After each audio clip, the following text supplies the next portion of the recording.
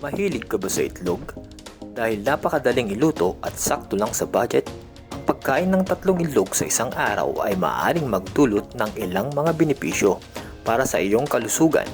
Ngunit mahalaga pa rin na tandaan ang tamang balanse ng pagkain at pagkonsulta sa isang profesional na tagapayo sa kalusugan.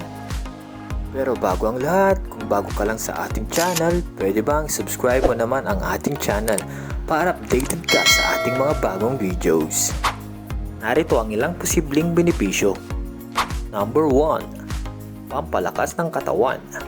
Ang mataas na antas ng protina sa itlog ay makakatulong sa pagpapalakas ng mga kalamnan at tisyon sa katawan. Number 2. Nutrisyon. Ang itlog ay mayaman sa bitamina tulad ng bitaminang B12, riboflavin at vitamin B12. Mayroon din itong mineral tulad ng selenium, calcium at phosphorus. Number 3. Pampatibay ng buto. Ang vitamin D at calcium sa itlog ay mahalaga para sa kalusugan ng mga buto at ngipin. Number 4. Pampalakas ng immune system. Ang vitamina A, selenium at iba pang nutrients sa itlog ay maaaring makatulong sa pagpapalakas ng immune system.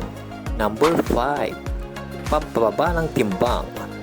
Ang mataas na protina sa itlog ay maaaring makatulong sa pagpapabagal ng gutom at pagbawas ng kainin sa mga sumusunod na pagkain na maaaring makatulong sa pagsusustento ng tamang timbang. Number 6. Pampabuti sa mata. Ang itlog ay mayroong mga carotenoid tulad ng lutein at zeaxanthin na mabuti para sa mata at makakatulong sa pag-iwas sa ilang mga problema sa paningin. Number 7. Pampatibay ng buhok, balat at kuko. Ang biotin sa itlog ay nakakatulong sa pagpapabuti ng kalusugan ng buhok, balat at kuko. Number 8. Pampababa ng presyon ng dugo. Ang ilang pag-aaral ay nagpapahiwatig na ang mga peptide sa itlog ay maaaring makatulong sa pagtungkol ng presyon ng dugo. Number 9. Pampabuti ng mood. Ang itlog ay may amino acids na nagmumula sa protina na maaaring makatulong sa pagpapabuti ng mood at kalusugan ng utak. Number 10. Abot kayang mapagkukunan ng nutrisyon. Ang itlog ay maaaring maging abot kayang paraan para makuha ng mataas na kalidad na protina at iba pang mahalagang nutrients sa ating katawan.